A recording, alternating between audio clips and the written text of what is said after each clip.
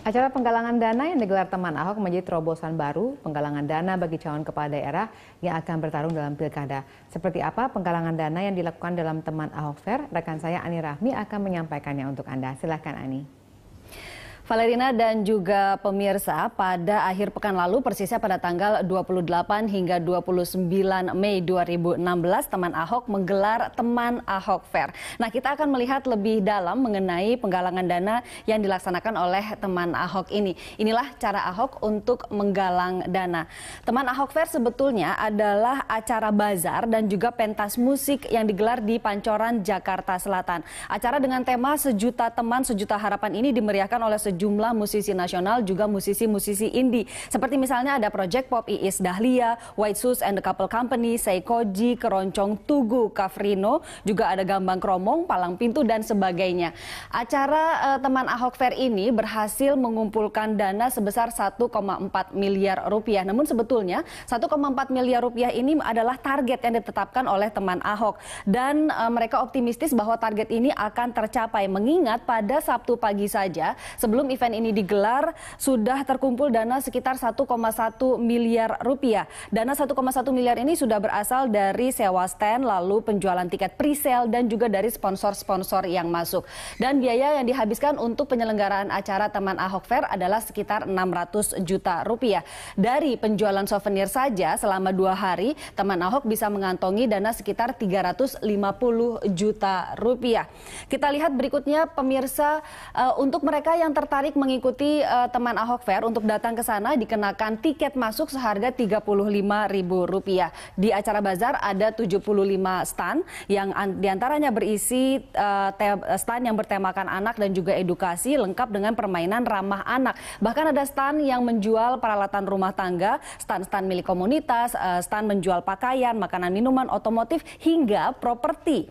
Dan acara Teman Ahok Fair ini juga rupanya sangat diminati oleh masyarakat. Pada hari pertama saja tercatat ada 3.000 orang yang mendatangi acara Teman Ahok Fair. Di hari kedua jumlahnya lebih banyak lagi, ada 5.000 orang yang datang ke Teman Ahok Fair. Mungkin tertarik karena ada tokoh Ahok yang datang ke sana dan ada performance khusus yang dipersembahkan oleh Ahok berupa stand up komedi di hari kedua. Dan selain lewat tiket juga penjualan stand, ada cara lain untuk menggalang dana yaitu menggelar makan satu meja bersama dengan Ahok. Nah, mejanya ini dijual. Harga mejanya berbeda-beda. Untuk warga kelas menengah dan atas, harga mejanya adalah 50 juta rupiah minimal, isinya 10 kursi. Sementara untuk mereka yang berasal dari kelas menengah ke bawah juga bisa mendapat kesempatan makan malam bareng Ahok. Harga mejanya lebih murah lagi, yaitu Rp500.000 minimal berisi 10 kursi. Nah, untuk apa dana dikumpulkan? Teman Ahok menyatakan bahwa dana akan digunakan untuk membiayai syarat-syarat administrasi yang ditetapkan oleh KPU untuk pencalonan gubernur dan wakil gubernur melalui jalur independen. Teman Ahok sudah menghitung bahwa untuk formulir dukungan yang harus dibuat rangkap 3 saja dikeluarkan dana minimal sekitar 600 juta rupiah. Nah, selain pengumpulan acara, Teman Ahok Fair ini juga menjadi wadah untuk mengumpulkan KTP dukungan bagi Ahok. Dan kita lihat apakah yang dilakukan oleh Ahok ini melanggar aturan. Ada aturan terkait masalah pengumpulan dana kampanye pilkada, yaitu mengacu pada Undang-Undang Nomor 1 Tahun 2015, Junto Undang-Undang Nomor 8 Tahun 2015 tentang pemilihan kepala daerah. Bunyinya batas maksimal sumbangan perseorangan adalah 50 juta rupiah dan sumbangan badan usaha swasta sebesar 500 juta rupiah. Undang-undang ini tidak membatasi sumber sumbangan baik dari pasangan calon, partai politik atau gabungan partai politik pengusung atau pihak-pihak lain yang tidak mengikat termasuk perseorangan. Ketua KPU DKI Jakarta Sumarno sudah menyatakan bahwa tidak mempermasalahkan penggalangan dana dengan cara menjual meja untuk makan malam bersama Ahok seharga 50 juta rupiah dan juga Rp500.000 karena hal ini sudah sesuai dengan klausul tidak hanya mengenai Undang-Undang Nomor 8 Tahun 2015 tentang pemilihan kepala daerah, tapi juga tentang peraturan KPU Nomor 7 Tahun 2015 tentang kampanye. Yang penting sumbangan disertai dengan identitas yang jelas. Kembali ke studio. Baik, terima kasih Ani. Pemirsa, Gubernur DKI Jakarta Basuki Cahayapurnama mengapresiasi acara Teman Ahok Fair. Menurut Ahok, Teman Ahok Fair adalah contoh kampanye dengan metode baru, yakni kampanye tanpa mengeluarkan uang. Ahok menilai acara ini adalah langkah maju dalam dunia perpolitikan Indonesia. Ya, saya pikir kita terima kasih ya. Ini kan satu eksperimen baru di dalam dunia politik kita. Dulu kan kita selalu berpikir kalau mau berpolitik harus sediakan uang yang banyak. Tapi dengan ada Teman Ahok seperti ini kan kita terbukti tidak menyediakan uang. Waktu itu kita udah bingung mau cari 1 miliar lebih bagaimana untuk menggandakan sampai 3 rangkap. Lalu Teman Ahok, anak-anak muda ini mengatakan kita bikin Teman Ahok Fair katanya. Terus jual tiket 25.000, kalau datang 35.000. Terus ada yang bilang, emang ada yang mau datang? Nah, terus ada beberapa kelompok band, mereka juga yang mendukung, ya pro bono lah, nggak bayar, mereka datang. Nah, saya kira ini satu langkah maju untuk dunia politik kita. Jadi kita nih udah nggak kalah juga dengan luar negeri kan. Nah, mudah-mudahan kalau nanti saya bisa ikut, nanti kampanye kita pun mau... Iya, kita lanjutkan dialog kita. Baik, Pak Putu, tadi katanya ini semua adalah usulan dari teman-teman Ahok begitu ya, dan kemudian diapresiasi oleh Ahok. Tapi sebenarnya ingin ditanya lebih lanjut, tadi juga sempat Pak Aris sebutkan gitu, setelah Ahok benar-benar maju dan mendaftarkan diri, kemudian bagaimana dana-dana ini yang terkumpul, dan kemudian pertanggungjawabannya, dan kemudian akan seperti apa nanti cara penggalangan dana berikutnya? Sebetulnya nanti kan Bung Arief akan lebih banyak menjelaskan, tapi yang kita pahami selama ini, kalau kemudian resmi nanti Basuki dan Heru mendaftar di KPU, nanti kami bagian dari perangkat administrasi yang harus diserahkan, salah satunya kan adalah rekening awal dana kampanye. Di situ akan ada jumlah angka tertentu sebagai saldo awal untuk dana kampanye. Toh kendati pun pada level undang-undang hanya menyampaikan saldo awal saja, maka kita berkomitmen seluruh proses dana yang sudah kita keluarkan saat sekarang ini dan kita dapatkan, kita akan sampaikan sebagai salah satu pertanggungjawaban publik kita pada masyarakat. Tidak hanya sekedar ada rekening lalu ada uang 100 juta di situ, tidak. Tapi kita ingin menyampaikan secara terbuka kepada masyarakat bahwa sebelum ini kami melakukan aktivitas penggalangan, inilah hasilnya. Netnya ada sekian dan sudah kami gunakan untuk hal-hal seperti ini. Oke, baik nih Pak, mungkin bisa dijabarkan lagi sebenarnya aturannya seperti apa untuk penggalangan Jadi dana ketika pasangan calon mendaftarkan KPU, itu sudah harus menyertakan rekening dana kampanye. Rekening dana kampanye atau rekening awal dana kampanye itu berisi dana awal untuk kampanye yang jelas sumbernya dari mana. Bisa dari pasangan calon. Bisa juga dari partai politik atau gabungan partai politik yang mengusung, karena pasangan calon bisa dari perseorangan, bisa dari partai politik, atau sumbangan yang sesuai dengan ketentuan hukum, bisa dari perseorangan, bisa dari badan hukum. Nah, ketika uang itu dimasukkan harus jelas statusnya uang dari sumbangan perseorangan atau badan hukum. Kalau itu dimasukkan sebagai sumbangan orang per orang, maka harus jelas identitas penyumbangnya. Namanya, alamatnya, KTP-nya, pokoknya identitas harus jelas. Jadi kalau hanya misalnya membeli tiket seperti itu tidak bisa, jadi tetap harus memberikan data identitas. Setiap rupiah dari yang dimasukkan dalam dana kampanye itu harus jelas sumbernya. Kalau ini dimasukkan sebagai bagian dari sumbangan badan hukum, misalnya tadi disebutkan oleh Pak Putu bahwa teman Ahok itu sudah berbadan hukum, maka badan hukum maksimal hanya boleh menyumbang 500 juta. Nah, kalau perolehannya itu 1,4, kemudian tim bisa merinci 1,4 itu berasal dari mana saja sehingga terpenuhi ketentuan bahwa kalau perorangan itu maksimal 50 juta, kalau badan hukum itu maksimal 500 juta, dia bisa dimasukkan dan dicatat. Nanti 1,4 itu dengan sendirinya kan akan berkurang karena akan terpakai selama 2 bulan ke depan. Turun menjadi 500 lah. Iya, jadi sejak dia dicatat sebagai pasangan calon, maka seluruh dana yang dicatat sebagai dana kampanye harus jelas sumbernya dari mana. Karena ada beberapa bagian yang dilarang untuk diterima. Misalnya sumbangan dana asing, itu tidak boleh. Jangan dibuka dulu Pak, tahan dulu gitu. karena ada penelpon yang akan bergabung bersama kita untuk menyuarakan komentarnya. Silakan Pak Rudi di Klender, selamat malam.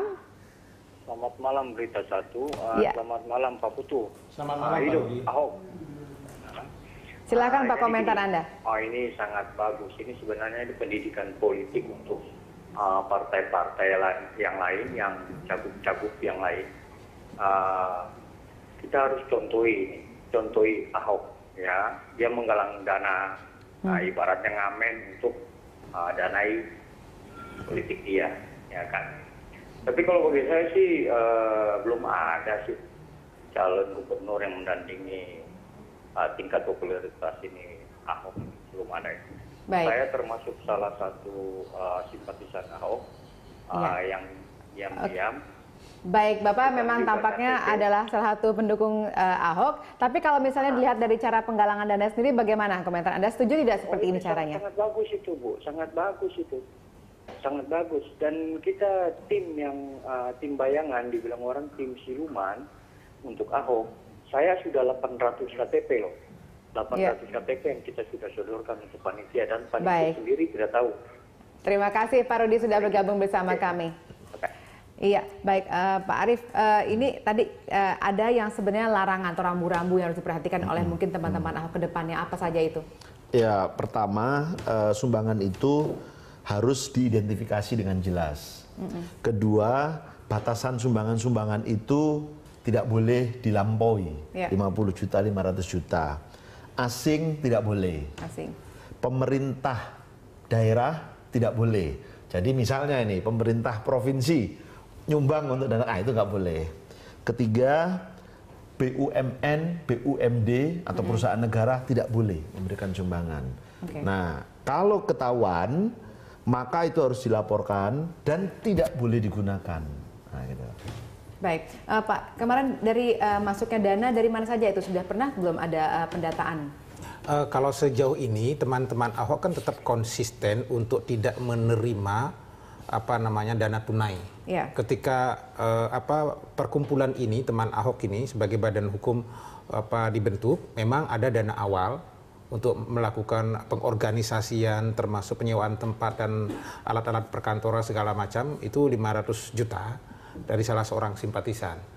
Hanya itu saja uang tunainya. Nah, setelah itu kita bergerak dengan penjualan merchandise seperti sekarang dan seterusnya. Jadi sama sekali kalau dibuka misalnya website teman Ahok tidak ada dana tunai yang datang dari orang per orang. Kita konsisten seperti sekarang ini bergerak untuk melakukan penggalangan dana dengan cara-cara ngamen lah seperti bilang Pak Rudi tadi gitu ya. Dan menariknya begini yang membuat saya agak terharu dan menyatakan bergabung, banyak sekali kemudian ada bantuan-bantuan dari masyarakat, misalnya yaitu tadi tiba-tiba siang hari kita mau butuh makan, ada datang nasi 20 bungkus, tiba-tiba ada suplemen vitamin. Masyarakatnya itu apa? Apakah memang ada yang misalnya salah satu disebutkan oleh Pak ya, simpatisan biasa. Jadi misalnya individu maksudnya individu, jadi ya, bukan betul. ada badan hukum tidak, atau mungkin dari pihak asing yang bersimpati. Ya, misalnya katakanlah air mineral itu tidak habis-habis di sana. Ada saja yang memberikan bantuan air mineral gitu karena dia tahu aktivitas kita tinggi. Selalu saja datang dari mana-mana. Artinya saya ingin mengatakan begini sebagai mantan komisioner, ini semangat publik ini kan kita harus rawat ini.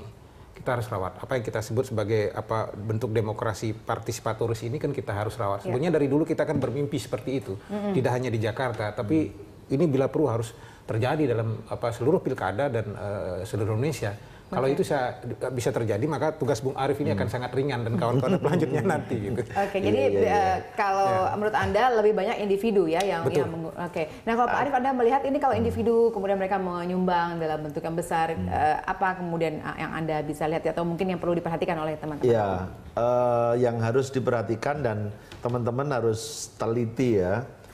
Sumbangan memang bisa diberikan dalam berbagai macam bentuk. Barang. Ada yang nyumbang kaos, ada yang nyumbang makanan, bendera, segala macam. Uang. Ada juga yang dalam bentuk jasa. Jasa misalnya penyanyi. Udah nanti yang hibur saya deh. Tapi semua jenis sumbangan ini harus bisa dinilai. Misalnya jasa. Kalau penyanyi itu nyanyi, biasanya dia dibayar berapa? 50 juta misalnya. Maka ditulis di situ. Penerimaan 50 juta, pengeluaran 50 juta. Karena dalam bentuk jasa. Atau dalam bentuk barang. Nyumbang aqua, nyumbang air mineral misalnya. Nah, berapapun 10 dus, 20 dus, nilainya berapa? Nah, itu kemudian diuangkan. Nah, itu harus dicatat dalam laporan yang kita minta nanti dalam 3 kali laporan dana kampanye itu. Pertama, laporan awal dana kampanye. Kemudian di tengah-tengah masa kampanye itu laporan penerimaan sumbangan dana kampanye. Kemudian di akhir masa kampanye atau paling lambat 14 hari setelah kampanye berakhir, itu laporan penerimaan dan pengeluaran dana kampanye. Nah, ini harus dicatat betul. Jangan lupa, kalau terlambat menyerahkan laporan penerimaan dan pengeluaran dana kampanye, dia bisa didiskualifikasi. Oke. Nah, kalau misalnya pertanggungjawaban kita bicara, kalau tadi sudah tahu dan sudah teliti, bagaimana kemudian nanti bentuk pertanggungjawaban dari dana-dana ini yang terkumpul kepada masyarakat? Tadi Anda juga mengatakan ada transparansi kok, bisa dilihat di website. Nah, tapi kemudian sejauh mana kita bisa masyarakat yang sudah menyumbang mempercayai bahwa website itu bisa dipercaya untuk bisa mempertanggungjawabkan dana yang sudah dikumpul? Ya, jadi kami mempersilahkan masyarakat yang memberikan sumbangan begitu untuk bisa datang, silakan ke sekretariat kita di Pejaten, lalu melakukan audit secara personal, silakan. Tapi pokok persoalannya kan begini, karena yang menyumbang sejauh ini adalah dalam bentuk barang, nah, proses auditnya kan juga barang, jadi tidak ada dalam bentuk uang. Gitu. Katakanlah misalnya air mineralnya benar nggak dipakai begitu, oh ya benar, nah, tidak dijual lagi gitu ya. Nah, jadi percayalah bahwa selama ini kita bersama adik-adik kita di teman Ahok ini betul-betul saya lihat mereka menjaga betul kepercayaan masyarakat yang sudah diberikan kepada mereka, dan pada saatnya nanti saya kira ketika memasuki masa pendaftaran calon dan kami harus menyerahkan seluruh administrasi kelengkapan termasuk laporan awal dana kampanye dan cash flow-nya semua, penerimaan dan pengeluaran itu kita akan lakukan dengan sangat tertib. Jadi di website ada tulisannya tuh, sumbangan 100 bungkus nasi atau bagaimana? Ya, ada ya? Terbuka semua detail. Di situ. Oke. Ya, nah, tapi Pak Arief mungkin bisa kasih komentar tidak, apakah mereka perlu melakukan audit secara profesional, independen begitu? Nanti KPU akan melakukan itu. Jadi, begitu laporan awal dana kampanye masuk, auditor yang ditunjuk oleh KPU, auditor ini harus tidak berpihak, ya netral gitu, segala macam itu.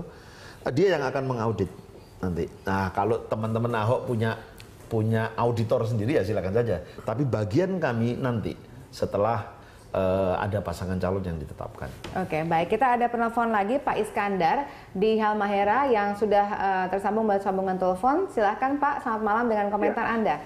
Iya, selamat malam. Iya, jadi ini memang menarik sekali karena modelnya adalah model partisipasi. Nah, setiap program yang ingin sukses atau baik itu dari politik, proyek, infrastruktur, dan lain-lain, model ini kalau dipakai sebenarnya bagus. Yang pertama ini kan partisipasi. Dalam partisipasi itu pasti orang melihat kelemahan dan kelebihan. Saya yakin sekali dengan tim Ahok cukup bagus. Untuk itu, kepada tim-tim yang lain ini sebenarnya ini bukan jangan menjadi alergi, tapi ini juga ini harus menjadi pelajaran bahwa politik ke depan ya, itu adalah bagaimana merubah perilaku cara berpikir orang itu. Nah, model-modelnya seperti ini, partisipasi, koordinasi, transparansi, dan yang paling utama kuncinya itu tidak merusak tatanan. Tidak merusak tatanan itu apa? Hal-hal yang diperlakukan itu misalnya dari partisipasi, jangan lagi misalnya karena ketakutan dan lain-lain, sehingga aturan-aturan atau undang-undang yang nanti dibuat itu menambah lagi keinginan atau aspirasi masyarakat, kayak model-model seperti ini. Jangan lagi misalnya hal-hal kecil itu diperdebatkan sehingga ruang-ruang untuk masyarakat berdemokrasi dengan cara-cara yang baik itu menjadi terhambat. Nah, baik, terima kasih atas komentar yang Anda sampaikan Pak Iskandar. Dan pemirsa, kami masih akan kembali dengan pembahasan topik ini pada segmen berikutnya, tetaplah di Berita 1.